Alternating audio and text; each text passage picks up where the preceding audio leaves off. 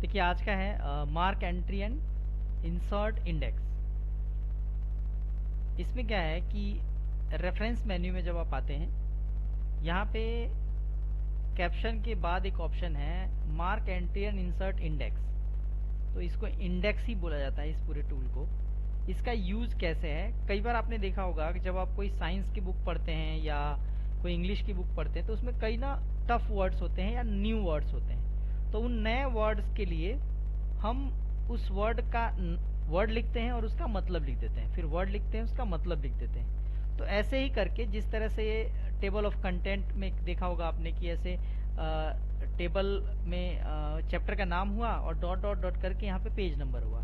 Same चीज़ ये कि यहाँ पे वो वर्ड आएगा tough word, dot dot dot करके यहाँ पे पेज नंबर, कि कहाँ पर वो है, वो टफ टफ वर्ड कौन से पेज पे है, कहाँ पे है, और आप क्लिक करेंगे वहाँ पहुँच जाएंगे, या आपके पास एक आइडिया होगा कि कहाँ पर है ये। तो इस तरह का ये है मार्क एंट्री का यूज़। देखिए कैसे करते हैं। मान लीजिए आप कहीं पे भी हैं, आप आपके रिपोर्ट के अंदर कहीं कहीं कुछ टफ वर्ड हैं या ऐसे वर्ड हैं जिनका मतलब भी आप चाहते हैं बताते चलें।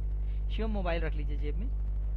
तो जैसे मैं कह रहा हूँ कि NIIT, ठीक है जी, एक शब्द है NIIT, आप चाहते हैं कि साथ साथ क्लियर करते चलें सो डैट किसी को ये क्लियर हो कि NIIT का मतलब क्या है। तो आप क्या करेंगे, सबसे पहले इस शब्द को सेलेक्ट किया, मार्क एंट्री पे गए, जो मेन एंट्री में आपका जो सेलेक्टेड वर्ड है वो यहाँ आ जाएगा।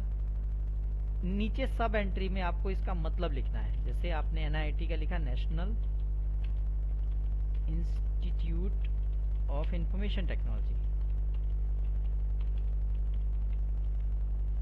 ठीक है जी। So national institute of information technology आपने ये किया। यहाँ पर करंट पेज पे आना है, रहने दीजिए। बोल्ड करना है, इटैलिक करना है, ये जो शब्द होगा जहाँ पे बनेगा वहाँ बोल्ड इटैलिक होगा, और मार्क कर देंगे आप। जैसे आप क्लिक करेंगे मार्क करने पे तो देखिए यहाँ पे ना थोड़ा सा डिफरेंस आएगा। ये क्या हो रहा है कि यहाँ पर एक ये आता है होम में, इसको बोलते हैं शो हाइट, इसको टिक कर दीजिए, ये नहीं आएगा। इसी तरह से अगला शब्द है, मान लो आप यहाँ पे कहीं पे आप यूज़ कर रहे हैं, आप कह रहे हैं जी CCIB, ठीक है जी। मैं जानबूझकर इसको थोड़ा बोल्ड कर देता हूँ। CCIB पे सिलेक्शन बनाया, यहाँ गए, आपने लिखा certificate course of IT for beginners, ठीक है जी। और अगेन वही प्रोसेस करा, मार्क कर दिया, मार्क करने के बाद यहाँ गए, ये हटा दिया, क्लोज।